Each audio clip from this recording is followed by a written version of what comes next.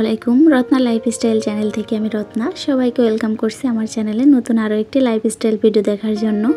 দূরে কিংবা কাছে যে যেখান থেকে তোমরা আমার ভিডিওটা দেখতেছো আশা করছি সবাই ভালো আছো। আলহামদুলিল্লাহ আমি আমার পরিবার নিয়ে খুবই ভালো আছি। প্রতিদিনের মতো সকালে নাস্তার পর্ব থেকে এই ভিডিওটা শুরু করতেছি। এখন সকাল 10টা বাজে। সকালে একবার নাস্তা করা হয়ে গেছে অলরেডি, আর এখন আরেকবারও করে নিব। কারণ এই যে 10টার পরে এই যে তোমার ভাইয়া কিছু লুচি কিনে নিয়েছিল আর রং চা বানিয়েছি, এটা দিয়েই খেয়ে নেব। সকালে আসলে অনেক কাজ করা হয় কিন্তু ক্যামেরা অন করতে একদমই ভালো লাগে না, আর ক্যামেরা অন করলে কেন জানি না কাজ এগোয় না, কেমন জানি সময়টা চলে যায় বেশি তাড়াতাড়ি। আজকে পছন্দের লইট্টা শুটকি ভুনা করতেছি। এই লইট্টা শুটকি ভুনা আমার বরের এত পছন্দ যে প্রায় ভিডিওতে তোমাদের বলে থাকি, সেই সাথে আমাদেরও পছন্দ। আমার মেয়ের অতটা পছন্দ না, ছোট মানুষ তো, কিন্তু আমার বরের সব থেকে বেশি পছন্দ। আর আমি যখন শুটকি রান্না করব, ফোনে যদি আমাদের বাড়ি থেকে আমার আপুরা কেউ শুনে তাহলে বলে কি আমাকে না দিয়েই তোমরা খাও, তোমাদের আর আনা লাগবে না আমাদের জন্য শুটকি। যখনই শুনবো আমার বর বাসায় ভাত খাবে যেদিন দুপুরবেলা, সেদিন কিন্তু ভালোবেসে একদম মন দিয়ে রান্না করি তরকারিটা, যে কোনো তরকারি হোক, ওই দিন কিন্তু রান্নাটা বেশি মজা হয়। আর ভালোবেসে রান্না করলে যে কোনো রান্নাই স্বাদ বেড়ে যায়। বাসায় যখন একা একা থাকি তখন মন চায় না কোনো খাবার খাই, কোনো রান্না করলে স্বাদও লাগে না। যদি শুনি আমার বর বাসায় ভাত খাবে সেদিন কিন্তু বেশি ভাতই খাই, আবার মজাও লাগে। লইট্টা শুটকিতে কি কি উপকরণ ব্যবহার করেছি এটা নাই বললাম, কারণ তোমরা তো আমার থেকেই ভালো রান্না করতে পারো, এর জন্য আর বললাম না। আর শুটকি তোমাদের কেমন লাগে একটু জানাইতে পারো আপুরা।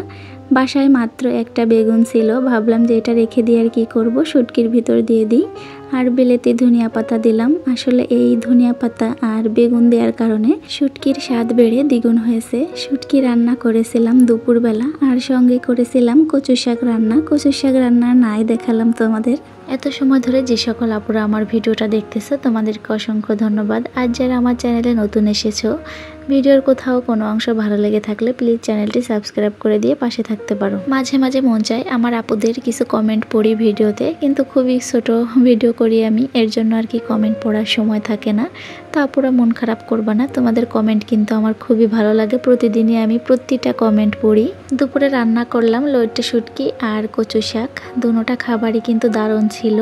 কচু শাকের সাথে লেবু রেখেছিলাম, যদি গলা চুলকায় তবে চুলকায় নাই। তোমার ভাইয়া বলতেছিল আজকে কেন চুলকালো না, তুমি মনে হয় ভালো, ঝগড়া করো না।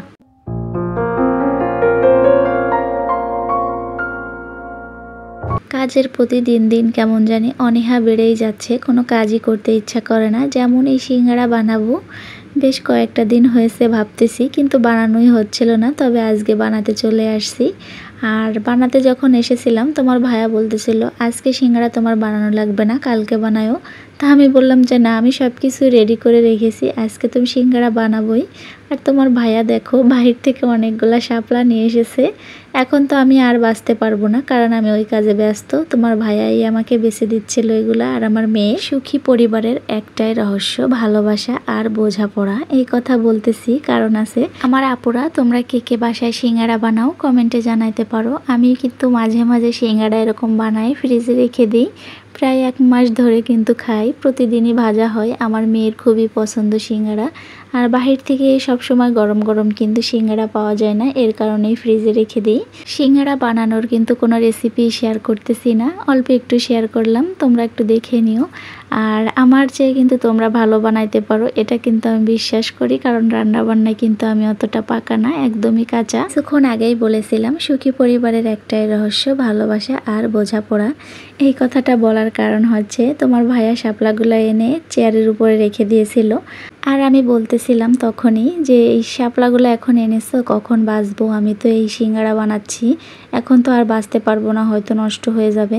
এই কথা বলার সাথে সাথে তোমার ভাইয়া বলতেছে আমাকে তো একবার বলতেই পারো, আমি তাহলে বেঁচে দিই। তোমার ভাইয়া যতটুকু আমার কষ্ট বুঝেছে, এরকম যদি প্রতিটা সংসারে প্রতিটা স্বামী বুঝতো তাহলে হয়তো আর ঝগড়াঝাটি হতো না।